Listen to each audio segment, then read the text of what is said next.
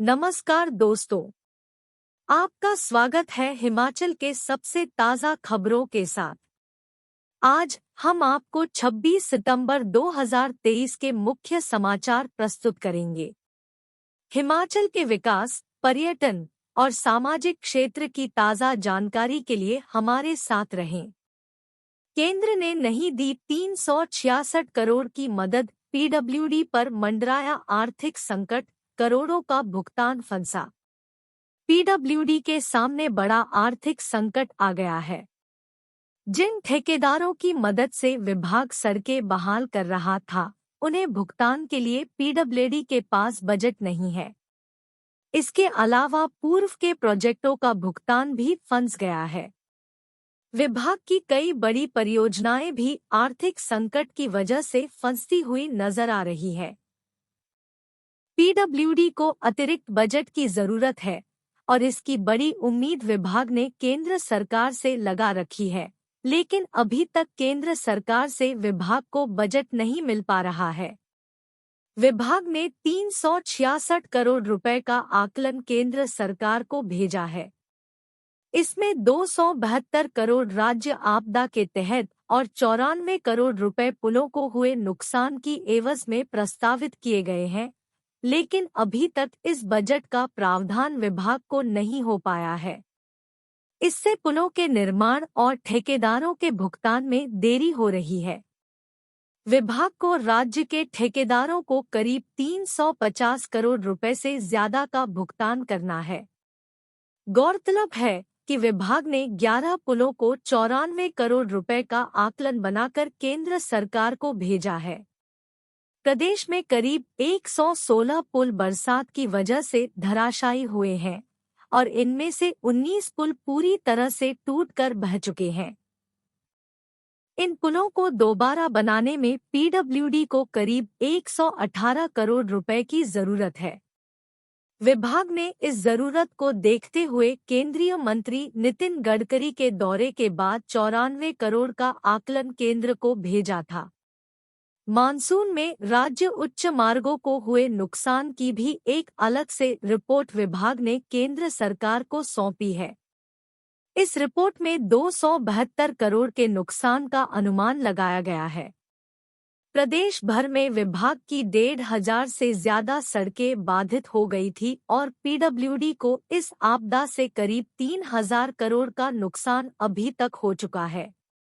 केंद्र और राज्य की उम्मीद के सहारे पीडब्ल्यूडी के प्रमुख अभियंता अजय गुप्ता ने बताया कि विभाग ने केंद्र सरकार को नुकसान की रिपोर्ट प्रस्तावित कर दी है।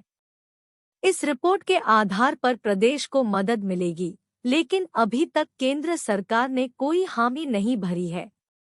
प्रदेश में जिन ठेकेदारों की मदद से विभाग ने बरसात में सड़कों को बहाल करने का काम किया है, उनका भुगतान भी लंबित है। विभाग राज्य और केंद्र दोनों सरकारों के संपर्क में है। केंद्र सरकार से राहत पैकेज मिलता है तो निर्माण शुरू कर पाएगा। ऊना पुलिस के हत्थे चढ़ा वाहन चोर गिरोह, जीजासाला निकले आरोपी, चोरी हुई बाइक भी बरामद। जिला ऊना पुलिस ने वाहन चोरी के आरोप में 2 व्यक्तियों को काबू किया है।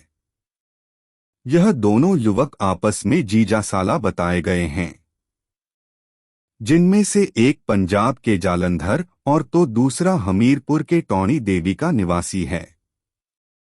इसके साथ ही पुलिस ने चोरी की गई बुलेट बाइक तो बरामद की है, साथ ही कुछ और चोरी किए गए वाहनों के संबंध में भी पुलिस के हाथ अहम सुराग लगे हैं, जिन्हें जल्द रिकवर किया जा सकता है।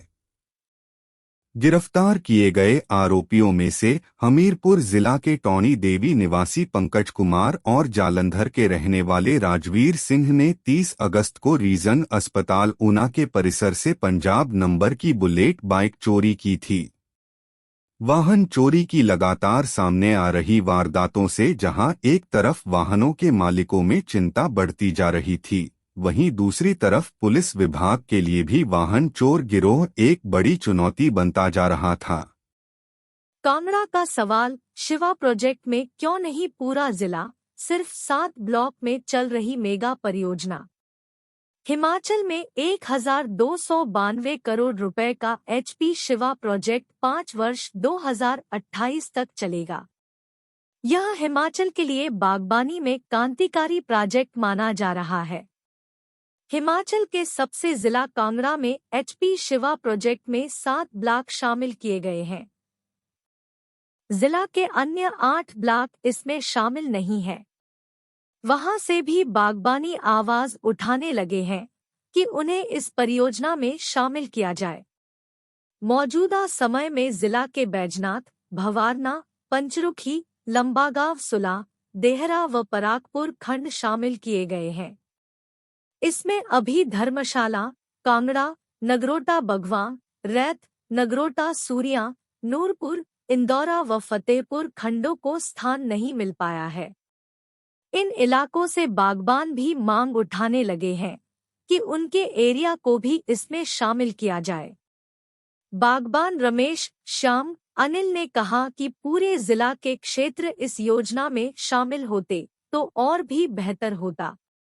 अभी इस योजना के तहत जिला में 40 क्लस्टर में 1000 हेक्टेयर क्षेत्र को शामिल किया गया है। इसके शुरुआती अच्छे परिणाम आए हैं। 6 बागबान भी बना सकेंगे क्लस्टर। एक क्लस्टर 250 कनाल का होगा। एक क्लस्टर में कम से कम 6 बागबान होने चाहिए। इसमें ड्रिप इरिगेशन का प्रावधान होगा। 3 बाई 3 एरिया में 3 बूटे लगेंगे। 10 हेक्टेयर तक सिंचाई के लिए वाटर टैंक जल शक्ति विभाग की तरफ से बनाए जाएंगे। इसमें बाड़बंदी भी स्पेशल होगी। कुल 7 फीट का फेस लगेगा। शुरू के 4 फुट में क्रेट वायर और इसके ऊपर सोलर फेंसिंग होगी। जिला में 1,50,000 बागबान। जिला भर में कुल 1,50,000 बागबान है। अभी कांगड़ा में 41,000 हेक्टेयर पर बागबानी होती है। शिवा प्रोजेक्ट की बात करें तो एक कनाल में 44 बूटे लग सकते हैं। इसमें 80% सरकार और 20% बागबान का लगेगा। पूरे जिला में इस परियोजना का संचालन हो तो घाटी में बागबानी से खुशहाली आ जाएगी। प्रदेश भर में शिवा प्रोजेक्ट का एरिया तय हो गया है। योजना का संचालन होगा। अभी इसका दायरा बढ़ाया जा सकता। भविष्य में सरकार इस दिशा में प्रयास करेगी। जगत सिंह नेगी, बागबानी मंत्री, हिमाचल।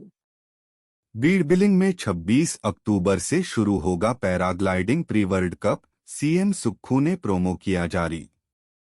मुख्यमंत्री सुखविंदर सिंह सुक्खू ने कांगड़ा जिला के बीड़ बिलिंग में 26 अक्टूबर 2023 से आयोजित होने वाले cross country paragliding pre world cup 2023 के लिए आधिकारिक वेबसाइट और प्रोमो जारी किया। इस कार्यक्रम में भाग लेने के लिए पंजीकरण प्रक्रिया शुरू हो चुकी है और 28 देशों के 159 प्रतिभागियों ने पहले से ही पंजीकरण कर लिया है।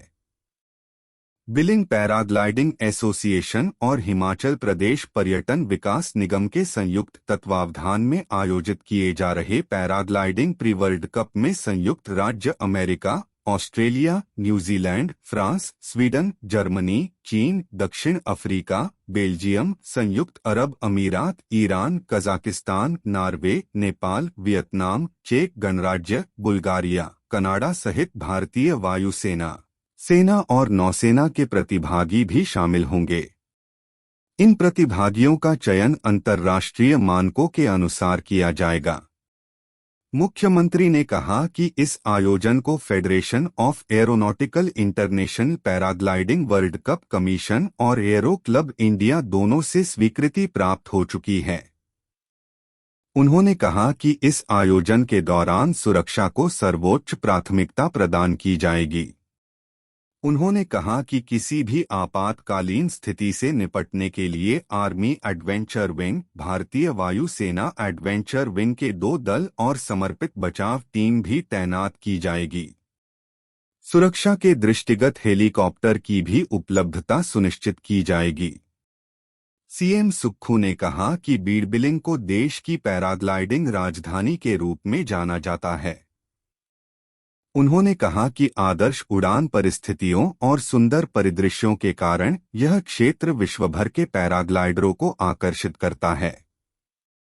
उन्होंने कहा कि प्रदेश सरकार कांगड़ा जिला को पर्यटन राजधानी के रूप में विकसित कर रही है। इस तरह के आयोजनों से साहसिक खेलों को बढ़ावा देने के सरकार के प्रयासों को बल मिलेगा। किन्नौर के सीमावर्ती क्षेत्रों में पहुंचे राज्यपाल, पहली बार लेपचा पोस्ट पहुंचा कोई विशिष्ट व्यक्ति। राज्यपाल शिव प्रताप शुक्ल आज अपने 3 दिवसीय जनजातीय जिला किन्नौर पहुंचे। उन्होंने समदो के सैन्य शिविर, भारत तिब्बत सीमा बल की फॉरवर्ड पोस्ट लेपचा तथा सीमावर्ती क्षेत्रों का दौरा किया। वाइब्रेंट विलेज योजना के तहत उन्होंने विभिन्न गांवों का दौरा भी किया। लेडी गवर्नर जानकी शुक्ला भी उनके साथ थी। राज्यपाल का यह पहला जनजातीय जिला किन्नौर का दौरा है। सोमवार प्रातः समदो हेलीपैड पहुंचने पर ब्रिगेडियर आरपी सिंह और ब्रिगेड कमांडर ने राज्यपाल का स्वागत किया। लाहौल स्पीति तथा किन्नौर जिला प्रशासन के अधिकारियों ने भी राज्यपाल का स्वागत किया। राज्यपाल ने करीब 13,000 फीट की ऊंचाई पर भारत तिब्बत पुलिस बल की फॉरवर्ड पोस्ट का दौरा भी किया। वह लेपचा पोस्ट गए और यह पहला मौका है जब किसी वरिष्ठ व्यक्ति ने इस पोस्ट का दौरा किया। नियंत्रण रेखा पर बनी इस पोस्ट से तिब्बत के 3 गांव चुरुप, शकटोट और घुमुर न जाते हैं। राज्यपाल को सैन्य अधिकारियों ने विस्तृत जानकारी दी तथा बताया कि सेना के जवान किस तरह विपरीत परिस्थितियों में दिन-रात यहां सीमाओं की चौकसी करते हैं। लेपचा में आईटीबीपी की पोस्ट में जवानों के साथ बातचीत में राज्यपाल ने कहा कि वह भारत सीमा को सुरक्षित रखने वाले जवानों को सलाम करते हैं, जो 0 से भी कम तापमान में भी सीमा की रक्षा करने के लिए पूर्ण सतर्कता के साथ डटे हैं। उन्होंने कहा कि वह जवानों के जज्बे को नमन किया, क्योंकि हर प्रकार की परिस्थितियों के लिए हमारे जवान तैयार हैं। राज्यपाल ने कहा कि भारत की सुरक्षा हमारे जवानों के कंधों पर है। उन्होंने कहा कि भारत का हर व्यक्ति आईटीबीपी के जवानों के प्रति जो आदर रखता है, वह हमारे जवानों के जज्बे को बढ़ाता है। उन्होंने आईटीबीपी के जवानों को अपनी किसी भी प्रकार की समस्या उनके साथ साझा करने के लिए भी प्रेरित किया। इस अवसर पर आईटीबीपी के कमांडेंट श्रीपाल ने राज्यपाल का स्वागत किया और बल की इस फ्रंटियर पोस्ट के बारे में अवगत करवाया। समदो सैन्य शिविर में राज्यपाल शिव प्रताप शुक्ल तथा लेडी गवर्नर जानकी शुक्ल ने देवदार का पौधा रोपित किया। इस अवसर पर राज्यपाल ने सैनिकों के साथ बातचीत की और उन्हें प्रोत्साहित भी किया। उन्होंने कहा कि सैनिकों का उत्साह, जज्बा और देश के लिए समर्पण अद्भुत है। इसलिए हमारी सेना दुनिया की सर्वश्रेष्ठ सेना में शामिल है। उन्होंने कहा कि दुश्मन के हर नापाक इरादों को ध्वस्त करने की क्षमता रखने वाले हमारे बहादुर सैनिक दिन-रात देश की सुरक्षा में तैनात है। समदो सैन्य शिविर के कमांडर ब्रिगेडियर आरपी सिंह ने राज्यपाल का स्वागत किया और शिविर के बारे में जानकारी दी। इस अवसर पर राज्यपाल और लेडी गवर्नर ने सैन्य शिविर परिसर में देवदार के पौधा भी रोपित किया। बाद में सीमावर्ती गांव के लोगों ने राज्यपाल से भेंट कर उन्हें अपनी मांगों से अवगत करवाया। राज्यपाल ने कहा कि प्रधानमंत्री नरेंद्र मोदी ने उन्हें वाइब्रेंट विलेज कार्यक्रम के तहत यहां आने के लिए कहा था। यहां आकर मुझे अच्छा लगा कि अब अधोसंरचना विकास इस क्षेत्र में तेजी से हो रहा है।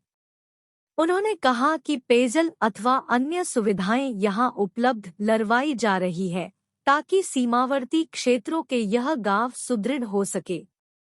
लाहौल स्पीति के उपायुक्त श्री राहुल कुमार तथा पुलिस अधीक्षक मयंक चौधरी ने राज्यपाल को सम्मानित किया। राज्यपाल के सचिव राजेश शर्मा, किन्नौर की उपायुक्त तोरुल रवीश, पुलिस अधीक्षक विवेक चहल तथा अन्य गणमान्य व्यक्ति भी उपस्थित रहे।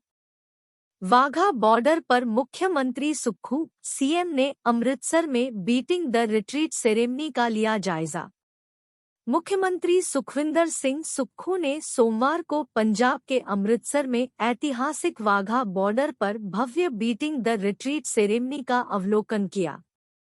वाघा बॉर्डर पर प्रत्येक दिन भारतीय सीमा सुरक्षा बल और पाकिस्तान के सुरक्षा बल द्वारा बीटिंग द रिट्रीट सेरेमनी का आयोजन किया जाता है। मुख्यमंत्री मंगलवार को अमृतसर में होने वाली नॉर्थ जोनल काउंसिल की बैठक में शामिल होने गए हैं, जिसकी अध्यक्षता केंद्रीय गृह मंत्री अमित शाह करेंगे। मुख्यमंत्री ने बीटिंग द रिट्रीट सेरेमनी में हिस्सा लेने वाले जवानों को मिठाइयां बांटी और उनके शौर्य और समर्पण की सराहना की।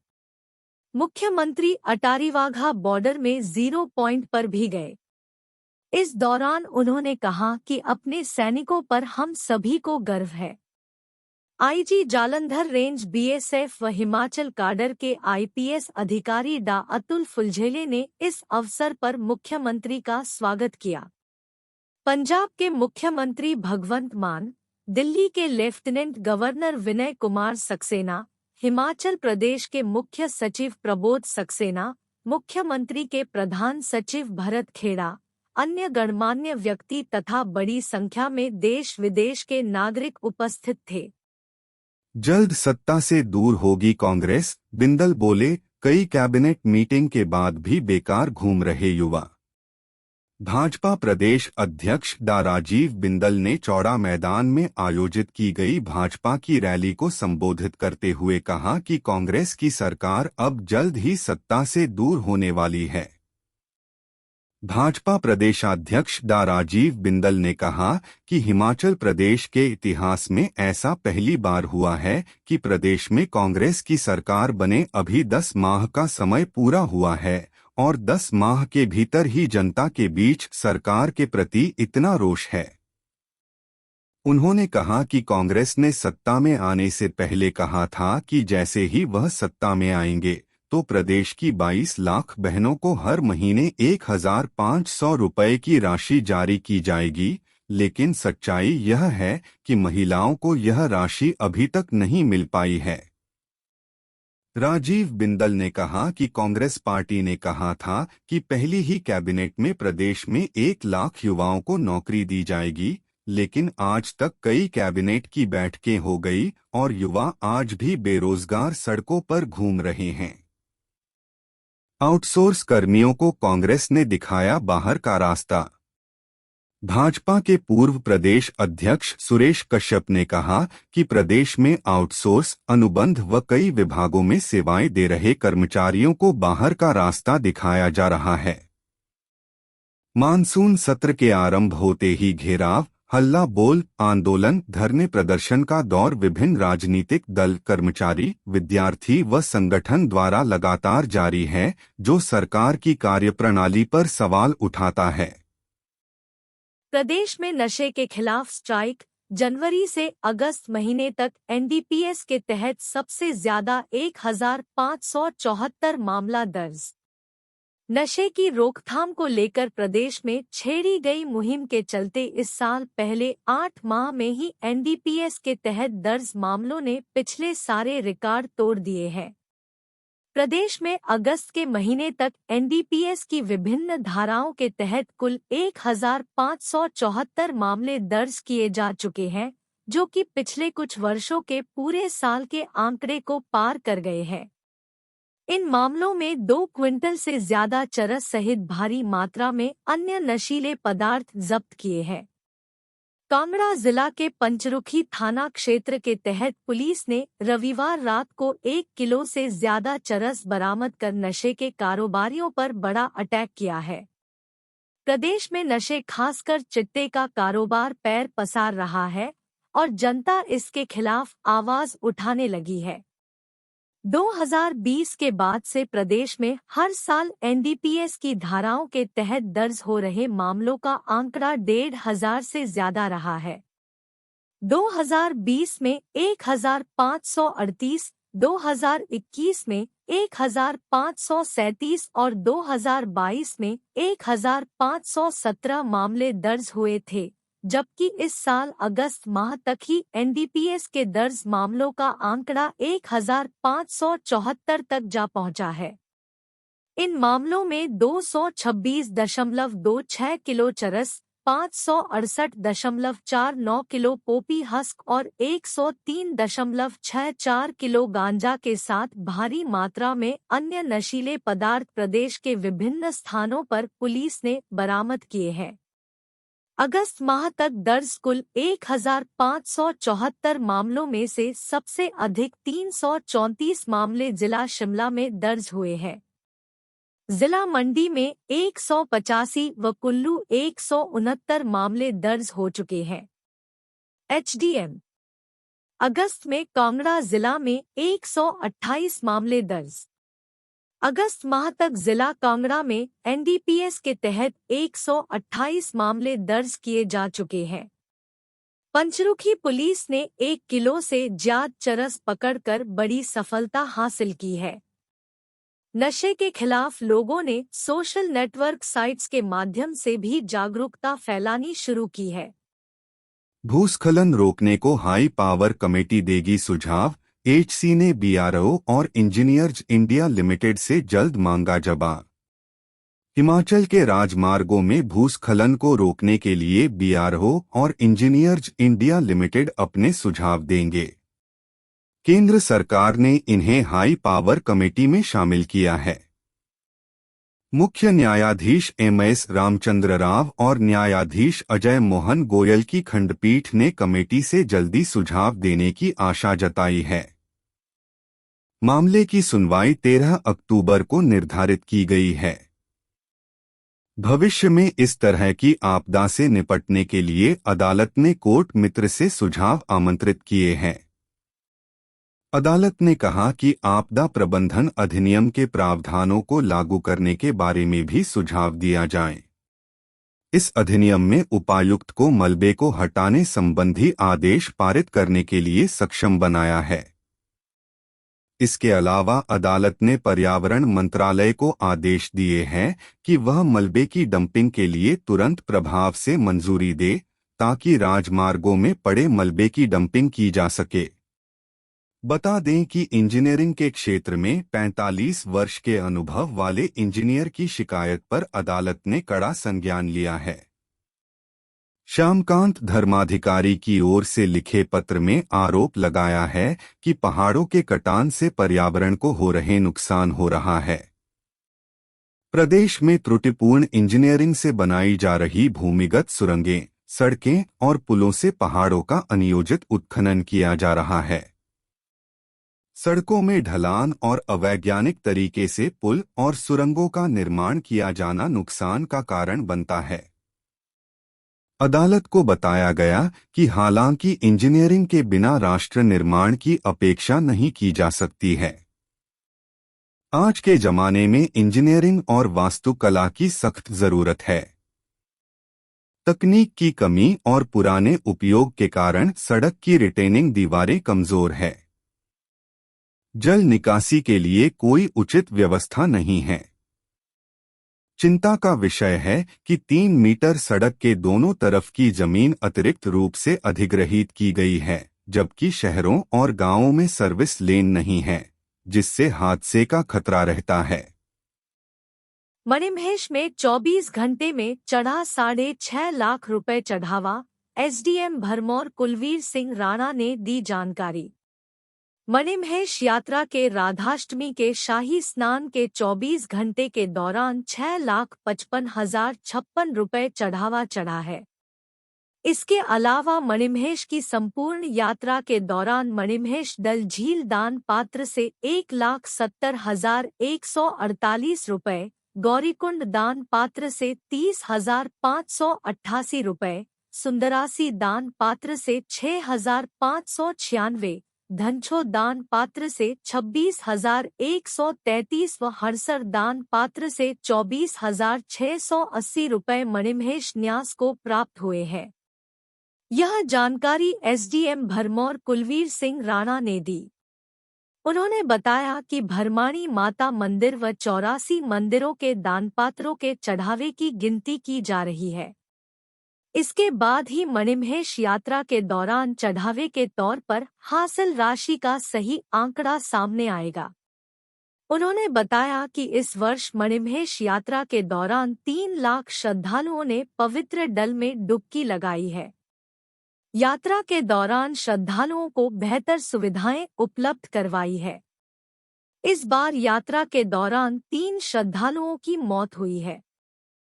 हरोली में करंट लगने से महिला की मौत, पशुशाला का दरवाजा खोलते ही हुआ हादसा। हिमाचल प्रदेश के जिला ऊना जनपद के थाना हरोली के तहत गांव कांटे में दर्दनाक हादसा सामने आया है, जहां महिला की करंट लगने से मौत हो गई है। पुलिस से मिली जानकारी के मुताबिक संतोष कुमारी 42 निवासी कांटे रविवार शाम को अपनी पशुशाला में गई। इसी दौरान दरवाजा खोलते ही अज्ञात कारणों के चलते महिला को करंट लग गया। महिला को अचेत अवस्था में क्षेत्रीय अस्पताल लाया गया, जहां पर चिकित्सकों ने उसे मृत घोषित कर दिया। मृतक की पहचान संतोष कुमारी पत्नी स्वर्गीय हरजिंद्र सिंह निवासी कांटे के रूप में हुई है। एएसपी ऊना संजीव भाटिया ने बताया कि हरोली पुलिस ने शव का क्षेत्रीय अस्पताल में पोस्टमार्टम करवा परिजनों को सुपुर्द कर दिया है। वहीं मामले को लेकर जांच शुरू कर दी है। चीन बॉर्डर से सटे समदो पहुंचे राज्यपाल शिव प्रताप शुक्ल किन्नौर जिला के सीमावर्ती क्षेत्रों का किया दौरा। राज्यपाल शिव प्रताप शुक्ल 3 दिवसीय दौरे के दौरान जनजातीय जिला किन्नौर पहुंचे। उन्होंने समदो के सैन्य शिविर, भारत तिब्बत सीमा बल की फॉरवर्ड पोस्ट लेप्चा तथा सीमावर्ती क्षेत्रों का दौरा किया। वाइब्रेंट विलेज योजना के तहत उन्होंने विभिन्न गांवों का दौरा भी किया। लेडी गवर्नर जानकी शुक्ल भी उनके साथ थी। राज्यपाल का यह पहला जनजातीय जिला किन्नौर का दौरा है। सोमवार सुबह समदो हेलीपैड पहुंचने पर ब्रिगेडियर आरपी सिंह व ब्रिगेड कमांडर ने राज्यपाल का स्वागत किया। लाहौल स्पीति तथा किन्नौर जिला प्रशासन के अधिकारियों ने भी राज्यपाल का स्वागत किया। राज्यपाल ने 13,000 फुट की ऊंचाई पर भारत तिब्बत पुलिस बल की फॉरवर्ड पोस्ट का दौरा भी किया। वह लेप्चा पोस्ट गए और यह पहला मौका है जब किसी वरिष्ठ व्यक्ति ने इस पोस्ट का दौरा किया। नियंत्रण रेखा पर बनी इस पोस्ट से तिब्बत के 3 गांव चुरुप, शकटोट और घुमुर नजर आते हैं। राज्यपाल को सैन्य अधिकारियों ने विस्तृत जानकारी दी तथा बताया कि जवान किस तरह दिन-रात यहां सीमाओं की चौकसी करते हैं। सीमावर्ती गांवों की दिक्कतें भी जानी। सीमावर्ती गांव के लोगों ने राज्यपाल से भेंट कर उन्हें अपनी मांगों से अवगत करवाया। राज्यपाल ने कहा कि प्रधानमंत्री नरेंद्र मोदी ने उन्हें वाइब्रेंट विलेज कार्यक्रम के तहत यहां आने के लिए कहा था। यहां आकर मुझे अच्छा लगा कि अब अधोसंरचना विकास इस क्षेत्र में तेजी से हो रहा है। लाहौल स्पीति के उपायुक्त राहुल कुमार तथा पुलिस अधीक्षक मयंक चौधरी ने राज्यपाल को सम्मानित किया। राज्यपाल के सचिव राजेश शर्मा, किन्नौर की उपायुक्त तोरुल रवीश, पुलिस अधीक्षक विवेक चहल तथा अन्य गणमान्य व्यक्ति भी उपस्थित थे। समदो में राज्यपाल ने रोपा पौधा।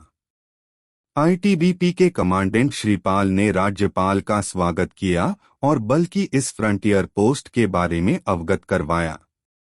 समदो सैन्य शिविर में राज्यपाल शिव प्रताप शुक्ल तथा लेडी गवर्नर जानकी शुक्ल ने देवदार का पौधा रोपित किया। इस अवसर पर राज्यपाल ने सैनिकों के साथ बातचीत की और उन्हें प्रोत्साहित भी किया।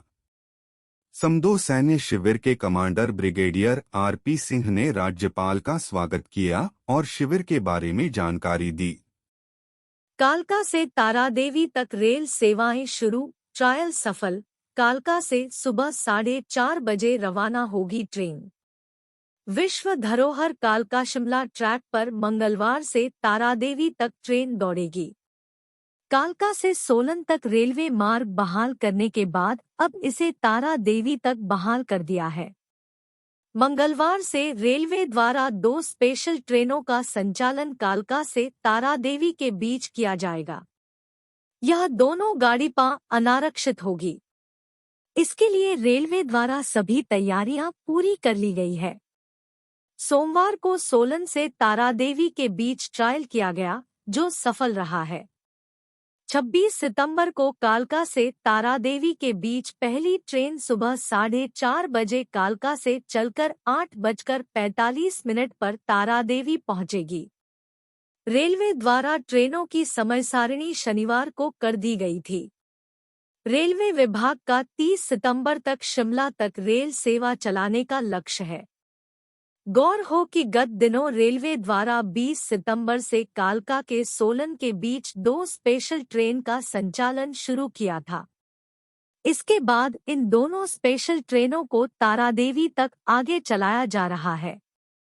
टनल के मलबे में दबे मजदूर, एक की मौत। कीरतपुर नेरचौक 4 लेन की महिला सुरंग में पेश आया हादसा। कीरतपुर नेरचौक 4 लेन पर महिला टनल में काम करते समय एक मजदूर की मलबे और भारी भरकम पत्थर के नीचे दबने से मौत हो गई। हादसे में एक अन्य मजदूर गंभीर घायल हुआ है।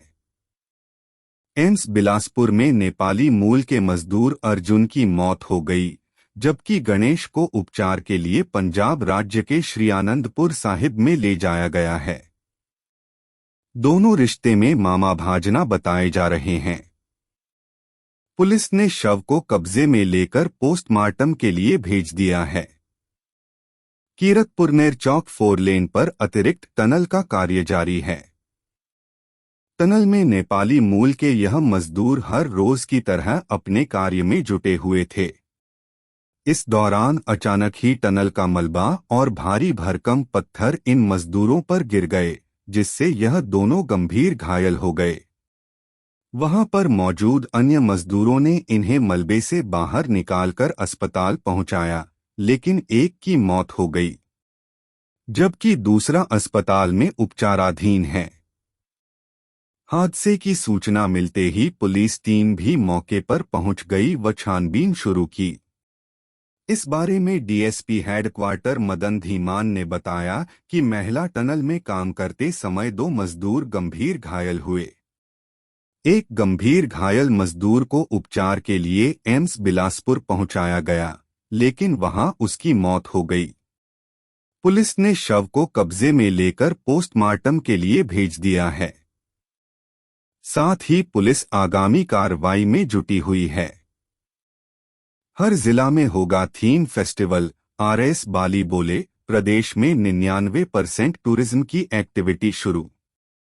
हिमाचल प्रदेश में 99% टूरिज्म की एक्टिविटी शुरू कर दी गई है। सोमवार को शिमला में एचपीटीसी के चेयरमैन रघुवीर सिंह बाली ने इसकी जानकारी दी है। उन्होंने कहा कि जल्द ही प्रदेश के हर जिला में थीम फेस्टिवल का आयोजन किया जाएगा। थीम फेस्टिवल पर काम किया जाएगा, जिसमें स्कूलों के बच्चे भी भाग लेंगे। रघुवीर सिंह बाली ने कहा कि जिला के टूरिज्म के अधिकारी अपने अपने जिला की थीम बनाकर भेजेंगे। उन्होंने कहा कि सबसे पहले शिमला के जुनगा में फ्लाइंग फेस्टिवल का आयोजन किया जाएगा।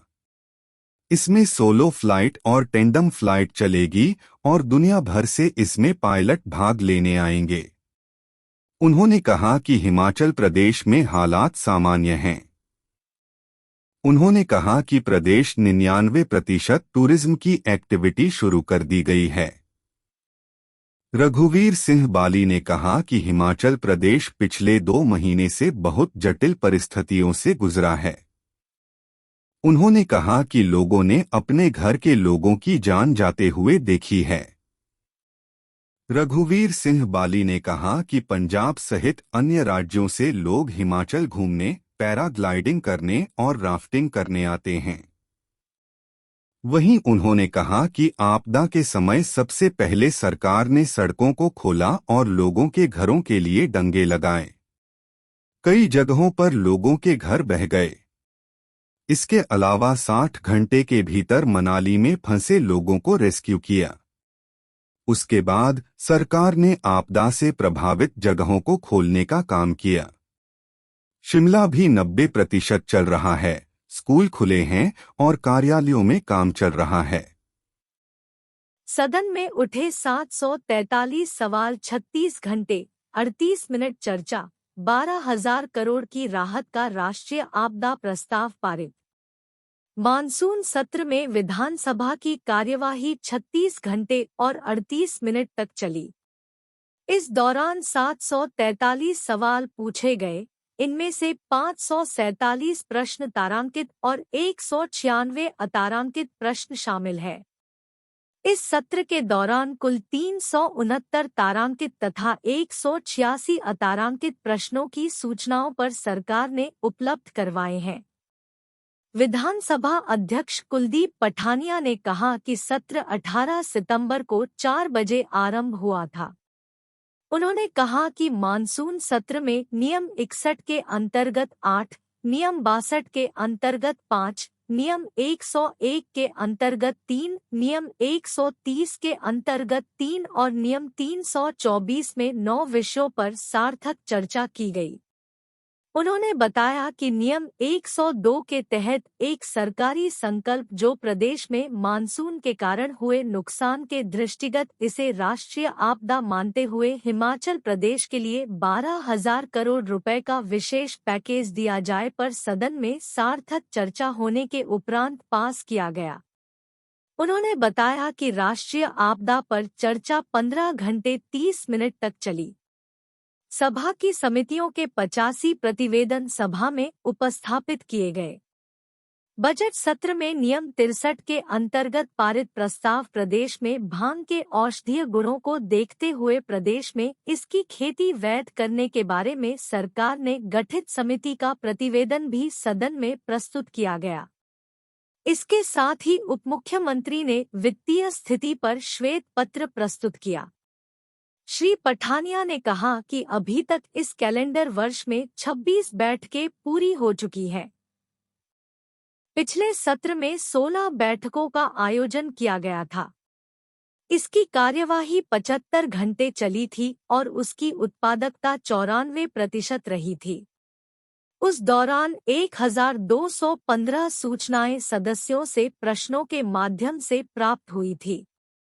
सदस्यों के माध्यम से जो सूचनाएं इस सत्र में प्राप्त हुई थी, वह मुख्य रूप से प्रदेश में हाल ही में भारी वर्षा और प्राकृतिक आपदा से पैदा हुई स्थिति सहित सरकार के प्रयासों, सड़कों की दयनीय स्थिति और उसकी बहाली, स्वीकृत सड़कों, महाविद्यालयों, स्कूलों, स्वास्थ्य संस्थानों इत्यादि का उन्नयन और मिश्रित विभागों में रिक्त पदों की पदपूर्ति, पर्यटन, उद्यान, राजस्व, पेयजल की आपूर्ति, नशे की रोकथाम, बढ़ते आपराधिक मामलों, सौर ऊर्जा, परिवहन व्यवस्था पर आधारित थी। आखिरी दिन सदन में सीएम नहीं, अफसर भी रहे गैरहाजिर। जयराम बोले, आउटसोर्स कर्मचारियों को हटाने पर दोबारा विचार करे सरकार। नेता प्रतिपक्ष जयराम ठाकुर ने कहा कि इस बार सत्र अलग परिस्थितियों में हुआ है। उन्होंने कहा कि सत्र का आखिरी दिन है और सदन में न मुख्यमंत्री है और न ही अधिकारी मौजूद है। सत्र के समापन मौके पर सभी अधिकारी मौजूद रहने चाहिए। इसके साथ ही उन्होंने कहा कि इस बार प्रमुख मुद्दा त्रासदी पर केंद्रित था। उन्होंने कहा कि विपक्ष ने नियम 67 में त्रासदी पर चर्चा का प्रयत्न किया था, लेकिन सत्ता पक्ष 102 के प्रस्ताव में इस चर्चा को ले आया। विपक्ष ने चर्चा में अपनी भागीदारी निभाई है। नेता प्रतिपक्ष जयराम ठाकुर ने कहा कि आउटसोर्स कर्मचारियों को निकाला गया। 4 दिन से कर्मचारी धरने पर हैं, पर सरकार ने कोई आश्वासन नहीं दिया। 30 सितंबर तक सेवाएं खत्म करने के निर्देश दिए गए हैं। भाजपा ने सरकार को सचेत करने के लिए प्रदर्शन किया है। उन्होंने कहा कि श्वेतपत्र पहली बार देखा और चर्चा का समय नहीं दिया गया। राष्ट्रीय स्तर पर हुए फैसलों को पूर्व सरकार पर डाल दिया गया। हर हिमाचली आपदा राहत कोष को दें अपना सहयोग, शांता ने बेटे की ओर से 50,000 अंशदान कर लोगों से की अपील। प्रदेश के पूर्व मुख्यमंत्री व पूर्व केंद्रीय मंत्री शांता कुमार ने कहा कि हिमाचल आपदा में सहायता करने के लिए छोटे बच्चे अपनी गुल्लक का धन राहत कोष में दे रहे हैं। प्रसिद्ध अभिनेता आमिर खान ने 25 लाख रुपए भेजकर इस आपदा में सहयोग दिया है। इसी प्रकार के सहयोग के और भी बहुत से समाचार आ रहे हैं। उन्होंने कहा कि आमिर खान को पत्र लिखकर उनका धन्यवाद कर रहा हूं। हिमाचल प्रदेश की प्रसिद्ध अभिनेत्री कंगना रनौत को भी पत्र लिखकर उनसे सहायता की अपील कर रहा हूं। हिमाचल प्रदेश के सभी लोगों से उन्होंने एक बार फिर अपील की है कि एक भी हिमाचली ऐसा नहीं होना चाहिए जिसने राहत कोष के इस यज्ञ में अपना सहयोग न दिया हो। शांता कुमार ने कहा कि उन्होंने 1,50,000 रुपए पहले भेजे हैं। अभी वह बेटे विक्रम की ओर से 50,000 रुपए का चेक मुख्यमंत्री राहत कोष को भिजवा रहा हूं। प्रदेश में हजारों लोगों के घर परिवार उजड़े हैं, उनको फिर से बसाने का काम एक बहुत बड़ी चुनौती है। सभी के सहयोग के बिना यह काम संभव नहीं होगा। तिब्बत हित में स्विस तिब्बती मैत्री संघ का उल्लेखनीय योगदान। दलाई लामा ने वर्षगांठ पर एसोसिएशन अध्यक्ष को भेजा बधाई संदेश। बौद्ध धर्मगुरु दलाई लामा ने स्विस तिब्बती मैत्री संघ के बोर्ड सदस्यों को उनकी 40वीं वर्षगांठ पर तिब्बत ब्यूरो के तेंजी चोएसांग के माध्यम से शुभकामनाएं दीं। इस दौरान धर्मगुरु ने एसोसिएशन के अध्यक्ष थॉमस बुचली को लिखित संदेश भी भेजा। उन्होंने कहा कि 1960 के दशक से भारतीय उपमहाद्वीप के अलावा तिब्बती समुदायों के लिए सबसे बड़े मेजबान देशों में से एक होने के लिए स्विट्जरलैंड की सराहना की। दलाई लामा ने तिब्बती लोगों के प्रति दयालु होने के लिए स्विट्जरलैंड के लोगों व सरकार को धन्यवाद दिया। तिब्बत के हित में स्विस तिब्बती मैत्री संघ के उल्लेखनीय योगदान को स्वीकार करते हुए, जिसमें तिब्बती संस्कृति के संरक्षण और प्रचार के लिए समर्थन और स्विट्जरलैंड में तिब्बत के बारे में जागरूकता पैदा करना शामिल है। स्विट्जरलैंड के ज्यूरिख में आयोजित 40वीं वर्षगांठ समारोह में तिब्बत संस्थान रिकोन के मठाधीश वेन ने भाग लिया, जिसमें उन्होंने धर्मगुरु दलाई लामा का संदेश भी दिया। भाजपा का प्रदर्शन फेल, उप मुख्यमंत्री मुकेश अग्निहोत्री बोले, बिना सत्ता के हताश हो गए हैं विपक्षी नेता। उप मुख्यमंत्री मुकेश अग्निहोत्री ने कहा कि भाजपा द्वारा शिमला में विधानसभा के बाहर किए गए धरना भाजपा नेतृत्व की हताशा व निराशा को बयां करने वाला प्रदर्शन है। उन्होंने कहा कि प्रदर्शन में भाजपा भीड़ एकत्रित करने में फेल हो गई। मुट्ठी भर लोगों के साथ प्रदर्शन कर भाजपा की स्थिति हास्यास्पद बनी है। उन्होंने कहा कि भाजपा के नेता केवल मंच से एक दूसरे से आगे भाषण देने में निकलने की ही दौड़ में रहे। उन्होंने कहा कि एक भी भाजपा के नेता ने आपदा पर शब्द नहीं बोला। आपदा राष्ट्रीय आपदा घोषित हो, इसकी मांग नहीं की गई। प्रधानमंत्री हिमाचल को आपदा का पैकेज दे, इसको लेकर कर बात नहीं की गई। आपदा में 400 से अधिक लोगों की दुखद मृत्यु हुई, उस पर कोई बात नहीं की गई। कोई शोक व्यक्त नहीं किया गया। केवल राजनीति करने का काम किया है। उन्होंने कहा कि भाजपा नेताओं को कांग्रेस सरकार माकूल जवाब दे रही है। उन्होंने कहा कि हमने सबसे बड़ी गारंटी ओपीएस की पूरी की है।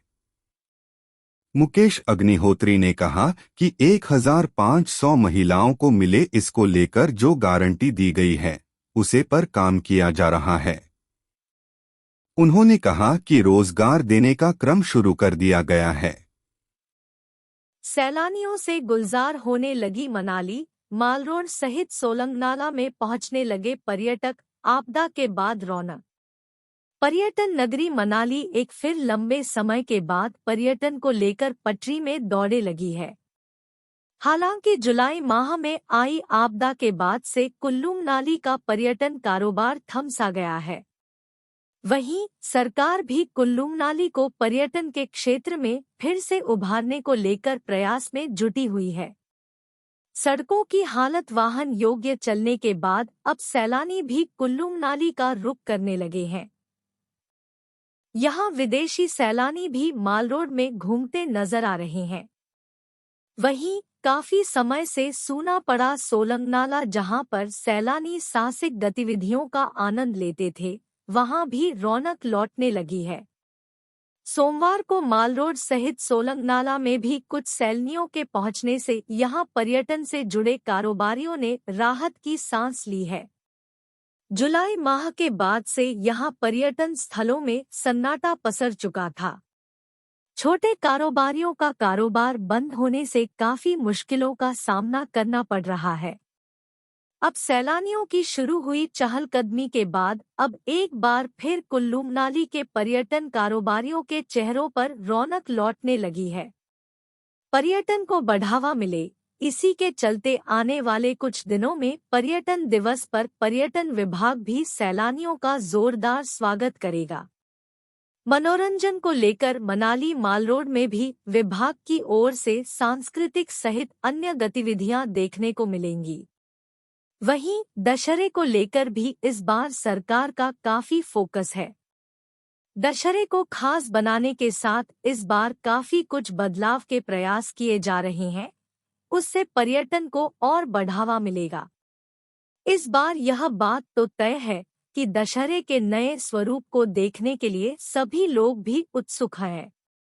दशहरे में इस बार भले की कई चीजों में बदलाव हो रहा है, साथ ही कुल्लू कार्निवाल को करवाया जा रहा है, वह भी लोगों को काफी पसंद आने वाला है। इसमें हिमाचली संस्कृति के साथ साथ सभी विभागों की भी एक साथ झलकियां देखने को पहली बार मिलेंगी। विक्रमादित्य बोले, 69 से 9 तक सिमट कर रह गए नेशनल हाईवे। पीडब्ल्यूडी मंत्री विक्रमादित्य सिंह ने कहा कि केंद्र सरकार ने प्रदेश में 69 नेशनल हाईवे बनाने का प्रस्ताव तैयार किया था, लेकिन अब इनकी संख्या सिमट कर 9 रह गई है। उन्होंने कहा कि यह नेशनल हाईवे कम कैसे हुए, इसकी जानकारी केंद्र सरकार को देनी चाहिए। वे विधायक केएल ठाकुर के सवाल के प्रस्ताव का जवाब दे रहे थे। केएल ठाकुर ने तारादेवीराम शहर को नेशनल हाईवे में शामिल करने की बात रखी। इसके जवाब में विक्रमादित्य सिंह ने कहा कि केंद्र सरकार ने अपने प्रस्ताव में इस मार्ग को शामिल किया था, लेकिन बाद में इसे प्रस्ताव से हटा दिया गया। विधानसभा में प्रश्नकाल के दौरान आबकारी से राज्य सरकार को होने वाली कमाई और शराब ठेकों की नीलामी को लेकर भी सवाल उठा। शाहपुर से कांग्रेस विधायक केवल सिंह पठानिया ने यह सवाल पूछा था। मुख्यमंत्री सुक्खू की अनुपस्थिति में उपमुख्यमंत्री मुकेश अग्निहोत्री ने जवाब दिया। उपमुख्यमंत्री ने कहा कि इस बार शराब ठेकों की नीलामी करने का फैसला राज्य सरकार ने किया था, जिसके कारण राजस्व में 40% की ग्रोथ मिलेगी। मुकेश अग्निहोत्री ने कहा कि पिछले साल 1297 करोड़ रिन्यूअल के जरिए आए थे, जबकि इस साल नीलामी के बाद 1815 करोड़ आबकारी नीति से आएंगे। अभी तक 1815 करोड़ के लक्ष्य में से 1301 करोड़ आ चुके हैं। इस साल 40% ग्रोथ का लक्ष्य है, जबकि 24% ग्रोथ पिछले साल के मुकाबले अब तक हो चुकी है। यह राज्य सरकार की पारदर्शी नीति के कारण हो पाया।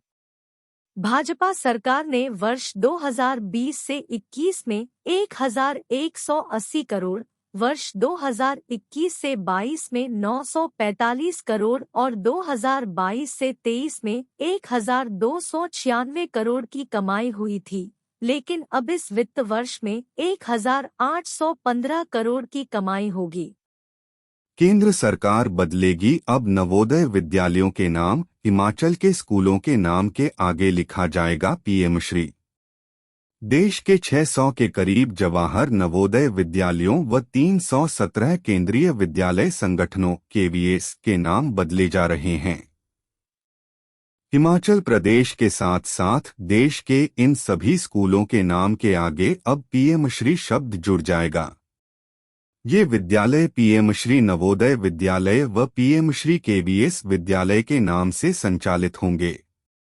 हिमाचल प्रदेश के 12 जवाहर नवोदय विद्यालयों व 23 केवीएस विद्यालयों सहित देश के कुल 14,500 स्कूलों को अपग्रेड किया जाना है। इन्हें ग्रीन स्कूल की तरह विकसित किया जाएगा तथा केंद्र सरकार ने आगामी 5 वर्षों के लिए इस वृहद योजना के लिए कुल 27,360 करोड़ रुपए के बजट का निर्धारण किया है। इस योजना के तहत 6ठी से 12वीं कक्षा के करीब 3 लाख से भी ज्यादा विद्यार्थियों को प्रतिवर्ष उच्च स्तरीय शिक्षा प्रदान की जाएगी तथा कुल 775 जिलों को इसमें कवर करने की योजना है। इन मॉडल स्कूलों में कौशल विकास, उच्च व आधुनिक शिक्षा, आईसीटी रिसोर्स सेंटर, स्कूलों में खुशनुमा माहौल बनाने, ग्रीन स्कूल बनाने जैसे मुद्दे शामिल किए गए हैं। प्रमुख पहलू यह है कि इन स्कूलों में पूरी तरह सोलर एनर्जी को जनरेट करके पर्यावरण का विशेष ध्यान रखा जाएगा। इसके अतिरिक्त प्राकृतिक खेती करके कैंपस में उत्तम किस्म की पैदावार करने के उद्देश्य से छोटे छोटे गार्डन विकसित किए जाएंगे। इन पीएम श्री मॉडल स्कूलों में प्लास्टिक का प्रयोग बिल्कुल नहीं होगा तथा जलवायु परिवर्तन व जल संग्रहण तकनीक जैसे विषय शामिल होंगे। इन स्कूलों में प्रत्येक विद्यार्थी को अपने ऐच्छिक विषय चुनने की छूट होगी तथा 100% स्कूलों में विज्ञान व गणित की विशेष डिजाइन किटें भी प्रदान की जाएंगी। इन नवोदय व केवीएस स्कूलों में भारत की प्रभुसंपन्नता, अखंडता का पाठ पढ़ाए जाने के साथ साथ प्रत्येक विद्यार्थी का समाज के प्रति क्या योगदान होना चाहिए, इसकी शिक्षा भी प्रदान की जाएगी। जानकारी के मुताबिक केंद्र सरकार की 27,360 करोड़ रुपए की इस योजना को वर्ष 2022 से 2023 सत्र से 2026 तक संचालित किया जाएगा तथा 5 वर्ष की अवधि पूर्ण होने पर इन्हें फिर संबंधित स्कूल प्रबंधन आगे इसी तर्ज पर चलाएगा। योजना के अनुसार 5 वर्षों में कुल 18 लाख के करीब विद्यार्थी इससे लाभान्वित होंगे। टीएमसी में पहली सफल ओपन हार्ट सर्जरी, ठीक किया भरमौर की युवती के दिल का छेद, मरीज स्वस्थ। डा राजेंद्र प्रसाद राजकीय आयुर्विज्ञान चिकित्सा महाविद्यालय टांडा अस्पताल में पहली सफल ओपन हार्ट सर्जरी हुई। सोमवार को टांडा अस्पताल की सुपर स्पेशलिटी अस्पताल के सीटीवीएस विभाग के अंतर्गत पहली सफल ओपन हार्ट सर्जरी हुई। भरमौर की 26 वर्षीय अजय कुमारी के दिल में छेद था, जिसे ओपन हार्ट की सर्जरी के माध्यम से ठीक किया गया। मरीज अजय कुमारी अब पूरी तरह से स्वस्थ है। टांडा अस्पताल के सीटीवीएस विभाग के एचओडी विशेषज्ञ डॉक्टर देशबंधु शर्मा, विशेषज्ञ डा विकास पंवर, विशेषज्ञ डा पुनीत शर्मा, शिमला चमियाना अस्पताल के प्रधानाचार्य डा रजनीश पठानिया की संयुक्त टीम ने टांडा अस्पताल में पहली सफल ओपन हार्ट सर्जरी की। पहले अभी तक ओपन हार्ट सर्जरी की सुविधा प्रदेश में केवल आईजीएमसी शिमला में ही उपलब्ध थी। 2005 में शिमला में पहली ओपन हार्ट सर्जरी हुई थी और अब तक 4,000 से ज्यादा ओपन हार्ट सर्जरी की जा चुकी है। टांडा मेडिकल कॉलेज व अस्पताल भी 2019 से ओपन हार्ट सर्जरी के लिए प्रयासरत था। इसके इस्तेमाल में होने वाले उपकरणों को एकत्रित करने में प्रयासरत था। हालांकि इसके उपकरणों की लागत 8 से 10 करोड़ तक रहती है। इस ओपन हार्ट सर्जरी से हिमाचल प्रदेश के 7 जिलों चंबा, हमीरपुर, ऊना, मंडी, कुल्लू, बिलासपुर व 15 लाख से अधिक संख्या वाले जिला कांगड़ा के मरीजों को इस सुविधा का लाभ मिलेगा, जिन्हें अभी तक ओपन हार्ट सर्जरी के लिए आईजीएमसी शिमला या अन्य राज्यों का रुख करना पड़ता था। सरकारी अस्पताल टांडा में ओपन हार्ट सर्जरी की सुविधा हिम केयर आयुष्मान कार्ड धारकों के लिए बिल्कुल मुफ्त उपलब्ध है। क्या होती है open heart surgery? Open heart surgery के अंतर्गत ऐसी बीमारियां आती हैं जैसे जन्म या पैदा होने पर दिल में छेद का होना, नाड़ियों का गलत जुड़ा होना, हार्ट बैग्स का खराब होना, ब्लड का फ्लो खराब होना, कार्डियक हार्ट अटैक जिसमें हार्ट के प्रत्येक हिस्से में ब्लड जाता है। इन नसों को ब्लड पहुंचाने के लिए अपना स्वयं ब्लड की जरूरत होती है। ऐसे में इन नसों में ब्लॉकेज आ जाती है और ब्लड नहीं पहुंच पाता है। वह हार्ट में अंजाइनिया होता है। आर्टरी बंद होने पर हार्ट बंद हो जाता है। हम अपने राज्य के विकास में योगदान देने में गर्व महसूस करते हैं और हमें उम्मीद है कि आने वाले दिनों में हमें और भी अच्छी खबरें मिलेंगी। इन खबरों को अधिक लोगों तक पहुंचाने के लिए कृपया हमारा कंटेंट साझा करें, हमारे चैनल को सब्सक्राइब करें और अपडेट के लिए हमें फॉलो करें। इसके अलावा बेझिझक अपने विचार कमेंट्स में साझा करें और आइए बातचीत में शामिल हों। आपका सहयोग हमें और भी बेहतर काम करने में मदद करेगा। धन्यवाद।